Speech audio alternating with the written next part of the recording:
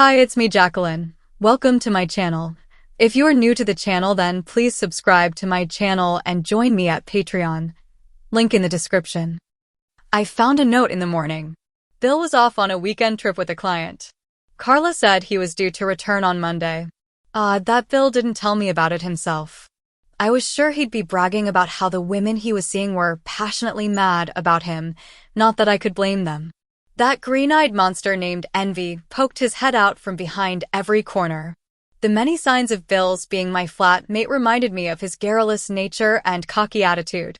As I opened the refrigerator to pour myself a glass of juice, I wondered if his cocktail was responsible for his attractiveness. I was tempted to sample a drink of his juice instead of mine to find out if it contained a magic potion of some sort to make him so desirable to women. Ridiculous. Me, a grown man believing in magic. Instead, I filled my glass with the thick vegetable concoction that I noticed tasted better to me since the program began. At 2 o'clock, I slipped into the limo with my gift under my arm, still in its box. Joel's wife sat inside waiting for me. Phil, I hope you don't mind. I wanted to make sure that careless clerk at the clothing store fits your outfit properly. Joel is running late at the office. He'll join us at the store as soon as he is free. Yes, ma'am. No, I don't mind. I want to thank you for the beautiful shirt. It was a big surprise when I opened the box. I had a few ornate Western shirts when I was growing up, but none of them can compare with this one. It brought back pleasant memories of my home on our farm in Indiana. Worries didn't plague me then, like they do now. Sometimes I wish I never left home. Life on a farm is good. The fresh air, the new mown hay, the sound of livestock, the simplicity of nature is breathtaking. Yes, I'm sure it has a certain appeal to some people, Phil, but you wouldn't catch me out on a farm. I like to step with confidence, not worrying about what lies beneath my feet. A careless step on a farmstead would cause me to shudder and panic. I prefer tall buildings dotting my landscape, not towering oaks. It's far more civilized than an open prairie. Of course, ma'am. Why is it, then, that you chose to buy me a Western shirt? Oh, that. Joel, that man of mine, comes up with the silliest ideas sometimes. Imagine. He is fascinated by modern line dancing. Says that it's the rage. Are you familiar with this form of recreation? I've seen demonstrations of it, but it seems far too complex for a man of his age to master. Perhaps, with your rural roots, you could teach him in private, so he won't make a fool of himself, publicly. Oh no, ma'am. Forgive me, but it isn't difficult to learn at all. Some steps are tricky, but I could show Joel, Mr. Foster, how to learn some basic patterns in no time. Please, Phil. Call my husband, Joel. I'm sure that he'd prefer you to address him by his first name as much as I do. She put her hand on my knee, just like her husband did in the limo, the night before. Her look made me feel that her request was to be obeyed, or I'd suffer the consequences. Joel told me that he's very fond of you. I'm pleased of his interest in you. He's been so down in the dumps lately. I want to encourage him to relax and enjoy life more. Since you've come along, he's been in much better spirits. I condole his admiration of you, as long as the two of you don't too deeply involved and cause trouble for my family. Do I make myself clear? Yes, ma'am. You needn't worry. I'm not gay.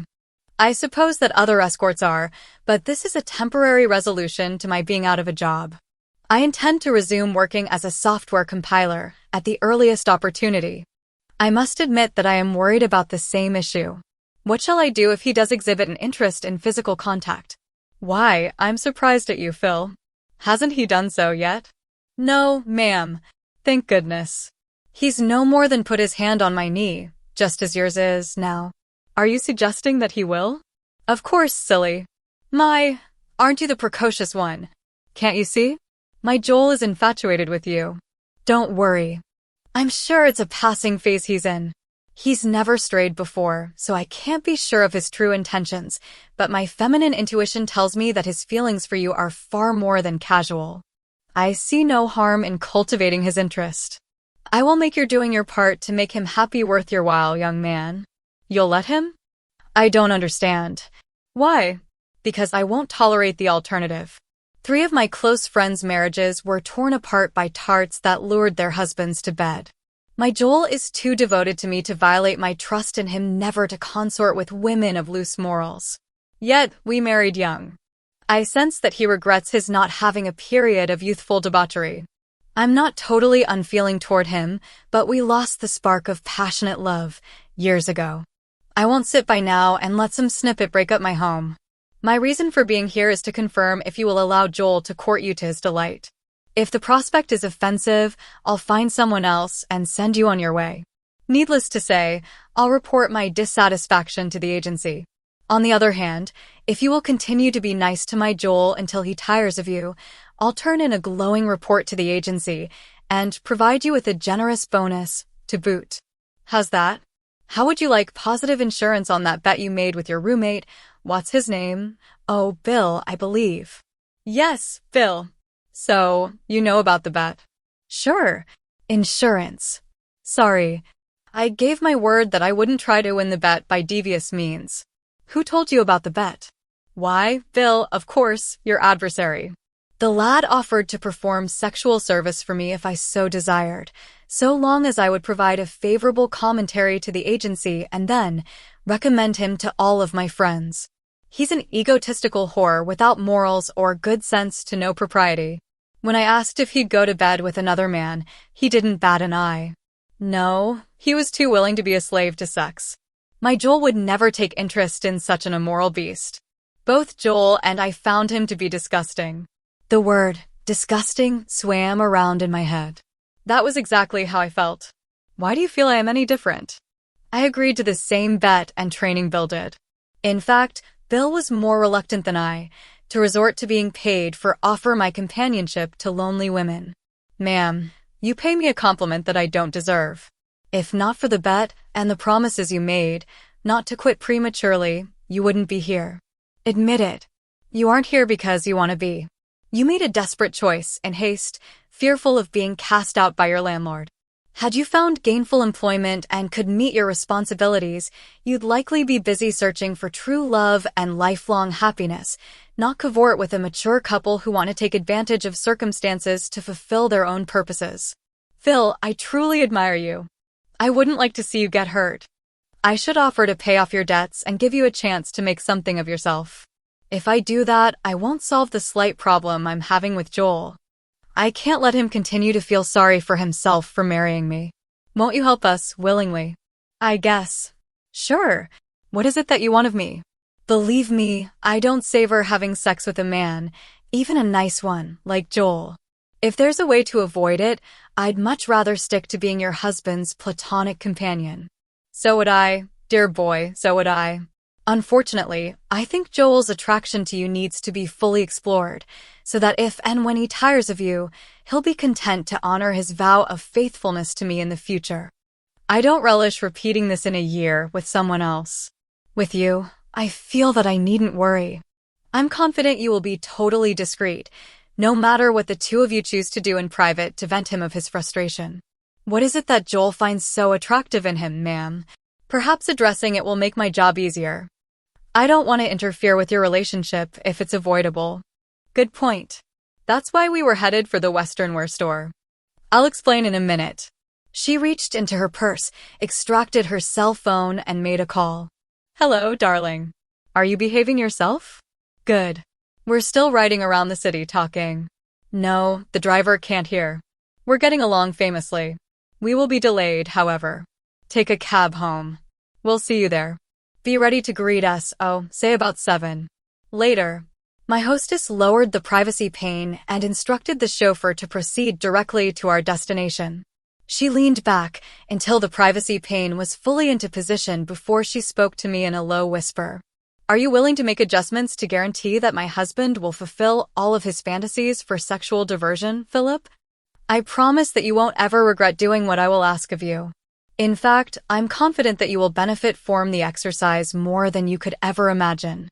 I believe that your slight stature will enable you to pull it off successfully. Have you ever had occasion to dress up like a woman? In what way? Wear women's clothing in public for a costume party or whatever? No, I can't say that I have. I've thought about what it would be like it a few times, but never tried it, not even for Halloween. Is that what you want me to do? I propose that you experience what life is like from the vantage point of womanhood for a while. By your not refusing me immediately, I take it that you have given the subject some consideration at some point in your past, and it would not cause you undue distress. Oh! You want me to put on a masquerade as a woman for your husband, to see if that's what he is yearning for? I see where you're going now. I would satisfy his desire for experiencing companionship with a woman without needing to involve a real one, is that it? Precisely. Oh, I don't mind if the two of you pet, darling. What worries me is the chance he might get the idea in his head of cheating on me, with regularity, resulting in getting some young girl with dubious motives pregnant, which would force me to divorce him.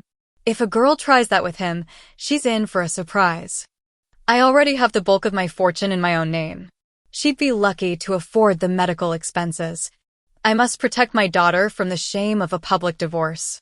By now, you realize that Joel and I coexist in harmony, but are no longer deeply in love. I'd provide him with a modest stipend, mind you, but not enough to support more children at my expense. With any luck, you could be a surrogate, giving him a chance to find out that romance is but a fleeting emotion, and true love is what we now enjoy, the love of caring devotion, devoid of the passion of youth. You don't love your husband? Of course I do. Love isn't an easy thing to describe, is it? By giving Joel the chance to express his suppressed passion and longing for an illicit affair, I'm showing him my firm dedication to our long-term happiness. I may not be a passionate woman, but I'm not so banal that I want him to suffer from repression. Let's give him the outlet he seeks, Phil. Placate him. You can do it, I'm sure. What if he balks at seeing me dressed up in feminine attire? This may backfire. I doubt it. He has rifled my lingerie drawers for years, Phil. I never confronted him with it because it wouldn't prevent him from buying things of his own. I despise tawdry gowns and lacy, lewd nightwear. He knows it, but delights in the feel nonetheless. Besides, such finery would enhance your good looks immensely. Your natural, soft skin begs to be wrapped in the finest silks. How do you keep it so nice? I don't. I notice that it has gone soft again, like it did when I was a young boy, feeding the chickens. We used the same brand of feed for a long time. It was taken off the market because it contained growth hormones that could be absorbed through the skin. I guess I had a prolonged dose of it. The doctor assured me my skin would clear up in time. It did, but lately I've noticed that it has gone soft again. Does it matter? Not in the least. I'd say your complexion has its advantages. With some help, you would make a pretty girl. If you'd ever like to find out if you would, I'll arrange everything. Please subscribe for the next part and visit my Patreon page for early access.